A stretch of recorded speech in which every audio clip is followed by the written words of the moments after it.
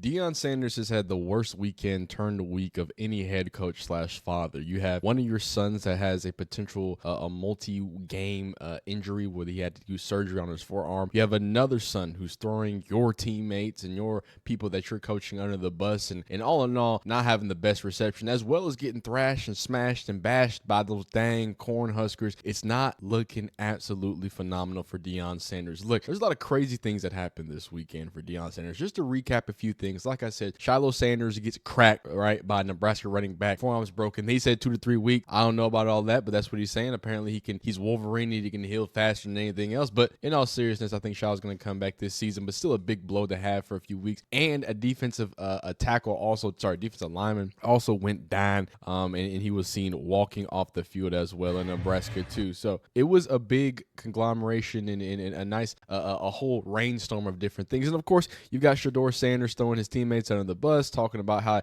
Dylan Raiola didn't get touched. And can I be honest here? I got to throw Shedeur Sanders a little bit of grace. He is a 20-year-old. He's not probably media trained because of his dad telling him his shit don't stink. And I mean, hey, if I was Deion Sanders, I would tell my son it don't either. I got to be honest with you. I'm Deion Sanders. But that's neither here nor there. What I'm trying to say is the poor media training probably had him twist up his words and his frustration that he had in a negative way. So are people stretching him actually, saying something? And did he say anything bad? No, he was pretty right. Offensive line play was pretty terrible. He had no time to play football. But look, when NFL people are trying to get your grade right and trying to see if you're that type of leader, that's the things that those unreasonable standpoints that you're going to have to live up to if you're going to be a first round, first grade, whatever NFL quarterback. So he fails that test. Shiloh obviously is out. You're losing more players on the defensive line. And then now the lies start getting spread. Now you got people talking about how, people are stopping certain songs unless Shedeur scores, and we're playing perfect timing on the record, which is a hilarious joke that a lot of people on Twitter are running with. But we're going to listen to some of these interviews of Deion talking about those situations, as well as him, talking to Jay Norvell and a few comments. And let's go ahead and find those Jay Norvell tweets. When you saw that, that was a lie. We got to start having some kind of accountability to this. I understand that this is a free and an open world, that everybody is not a journalist, everybody's not an analyst, everybody's really hadn't put in a lot of work to do what you all do. I'm thankful for many of y'all that take your job and your craft serious, and consequently, you get facts before you run with false narratives. And that was him addressing, like I said, this false narrative of Deion reportedly told the Colorado band it can't play the fight song after Shedeur Sanders throws a touchdown pass, so the stadium can play his rap song instead. And then he also addresses the derogatory statements, like I said, I just read to you. The last one I have for you today is, sir. Over the offseason, Coach Norvell's family has made some derogatory comments towards your family. Yeah.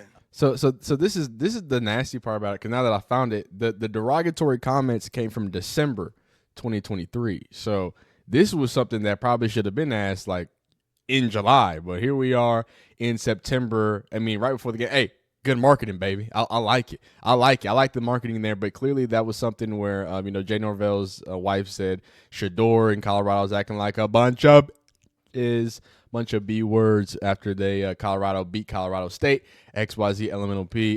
Clearly a great rivalry that's going to do great things for the school. But these aren't two things that you want to have to be dealing with right after having one of the worst weekends when it comes to on field. So let's touch a little bit. Pause. We're going to react to a little bit of Matt B. Great video and then pop up out of here. But my overall just statements about the whole situation when it comes to Shedeur and Shiloh, as we get into some Matt B. Great and talk about the individual issues that they both face. I think Deion Sanders has just written a check that's too big that nobody can really cash. I don't think anybody without the last name Sanders or Hunter is going to be able to live up to the high standards that he had. If he had a bunch of 4 or 5 stars and he was at one of these top schools, it'd be different. But the fact that you're selling and saying that we're playoff record and we're this and that, and let's be honest, as a head coach, you should feel very positive and make sure that you kind of have that outlook on things. But at the same time, y'all don't have the people to do it. You don't have the coaching that can do it. And it's very sad that I feel like a lot of these things with Shedeur and Shiloh being looked at a certain way is a lot more so because of Deion Sanders, sadly, loves his kids, wants to boost them up to the highest degree, and it's resulting in some things that are just unrealistic and making them pretty easily to not like. So let's get into some things that Matt Be Great says.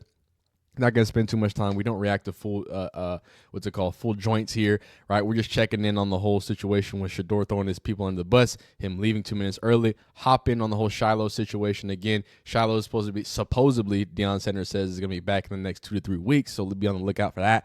Let's see what he's got to say. But I really wasn't focusing on the game because it was all but over. But come to find out, with 2 minutes to go in the game, it's not over, by the way. Shedeur Sanders was already leaving the field and heading to the freaking locker room. I could be highly mistaken, but I didn't see any reports about him being injured. So if he's not injured, I don't like this, and I don't think there's any excuse for it. The only way this makes a lick of sense is if Deion, Shedeur, everybody out there thought potentially Nebraska was going to storm the field, and we know Shedeur Sanders is dang near a celebrity at this point. So that's fair. You really that's don't want fair. a celebrity. That was that first small mini problem, right? Because it's at the end of the day, look, the game's over. It is what it is. Get him off the field. But also, when we talk about optics, especially what happens right after this, and what he's going to talk about, seconds, especially right when he gets to this interview and starts chatting about it, we're talking about just purely optics. Dog, you can't do that. Not against your rival, not against all the stuff we talked, not all this situation. Let's at least show our face and show the pride that we have as a leader of this team who's supposed to be a leader of this team. I think a lot of people, again, are overdoing it. At the end of the day, this is marketing, baby. This is getting ready for the league, baby, right? You need to be able to be shown. Look, when Caleb Williams was crying to his mom after losing the game, as much as people want to, oh, he's a girl, he's a whatever, at the end of the day, what an NFL coach sees is, oh, he cares about football. Oh, when he loses, he stays with his team, and he takes the loss, and now he's upset with himself. Now he's mad because he wanted to go win a national championship. I don't know what leaving 2 minutes left in this game where it's basically a blowout, and where we've seen in the past in the games where Shedeur stays out there and just starts stacking up points and or at least stacking up yards and trying to do something. We know that's his history. I don't even think that's negative. I mean, a lot of those close quote-unquote games, like the USC games that weren't really close, was him getting in garbage time like they had with Nebraska and starting running up the points. But they couldn't do that because the offense was completely lethargic. So I think that is what's more concerning. Not that he left, but the fact that we've known him to try to stay in games and shoot it out. But, hey, maybe it was a health thing. Maybe it was a storm the field thing. I don't know. But this other one, video clip is about he got a little twisted up. So I had complete context, and I was making sure the clip itself wasn't taken out of context. And I'm here to tell you it's not taken out of context. The reporter wound up asking him what's up with the offense and the running the ball and passing the ball balance. This is where Shedeur just responds to him with, quote unquote, how many times did Raiola get touched? Referring to, Shedeur's getting hit nonstop every single play of the game. I mean, how many times did Raiola get touched? In the Waverhood, every delivery is a treat. By Waver, something meant. Sorry about it. There was able, of course, whenever you're able to run the ball consistently and whenever you're able to, then that opens up the pass, But it's just you got to understand, what your team good at. I'm going to stop it right there and ask you guys a question. Yeah, and I think I'm going to let Matt ask a question. Is he wrong? You can feel. He's not wrong. And I think, and this is what I mean by, I think this is more so of people love to hate Shedeur. I mean, it's easy to hate Shedeur. It's easy to hate Colorado, right? So him just basically kind of misusing his words. You saw that it wasn't really you can look when you watch video, you can see the intent on people, and that intent from Shedeur seems more like him just feeling down on himself and being like, hey man, Raiola's really. He wasn't getting touched as much, right? So they were able to do different things game plan wise. Now, it does come off like you're throwing your offensive line under the bus. I'm not even here to do that. I'm just saying that from the perspective of a player who just got his ass handed to him, who threw a terrible 5-yard pick six, who got anytime he did have a chance, he was like the defensive line was in his face every single time, so he was already rattled. To then come backstage and to have to explain that, or not backstage, but then to come to the media and then have them asking you questions, it felt like a lot of things just kind of bubbling over for him, and he kind of explained. He didn't say, hey, we're not bad, we're not whatever. He was talking about, hey, our team does some things that are good and our team does some things that are bad, and we think that we're more so trying to rely on the things that we do better than the things that we do bad. So it was like he was trying to give a like sanitized answer about like, hey, that's just game plan stuff. But because he's not media trained, Deion, right? He's a great quarterback. He's a good college football quarterback. But because he's not extensionally media trained, and because of how much people want to hate him, right, and pounce on him, it comes off in the wrong way. So I don't want to say it's nasty, but I mean, you walked right into that one. You set yourself up, Deion, Shedeur, to kind of have some outcomes like this. However you want about this Colorado football team, but Shedeur Sanders is one of the best quarterbacks in the nation. And I feel bad for him because he plays on this awful Colorado football team, and they have one of the worst offensive lines in the nation. And what he's about to say next is spot on the money. Why would we continue to run the ball or even try to if we can't? So it's like, why would we keep running the ball if, okay, we out there and we get in a situation where it's a must get and we don't get it? Are those kind of like 4th and 1 conversions that haven't gone your guys' way in the last couple is that kind of play into everybody's mind? Is that kind of something on your mind thinking about, advancing the ball and whatnot? Nah, I'd rather, if we're going to go down, I'd rather go down swinging, honestly. I'm not defending. Look, and I am defending him. But does that seem like someone who's trying to throw his teammates under the bus? No, he seems like someone who's just not that good at conveying his thoughts. You tell me he throws his teammates under the bus, then right after directly being asked, hey, y'all struggle with converting on 4th and 1. Are you saying that we should go against that and don't do that? He says, no, I'd honestly, I'd rather go down swinging, and I'm not going to extrapolate on that, but just that being said, that sounds like he's got some faith in his guys. If he's saying that the reporter is telling him, yo, y'all struggle on 4th and 1.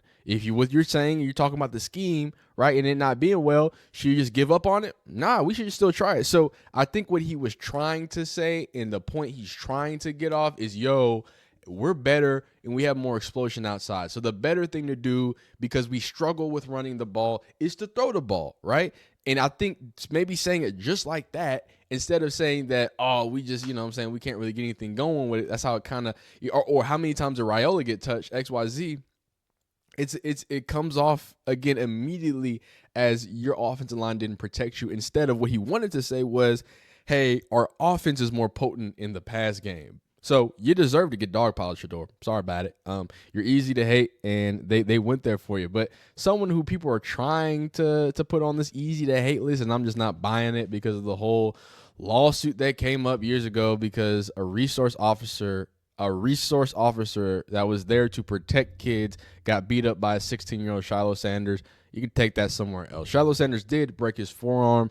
He's in surgery, got out of surgery. I want to just hear some of old Matty B. Great's thoughts here. Like I said, we don't watch full things. We just get some thoughts from him. We're here to talk about his brother, and that is no other than Shiloh.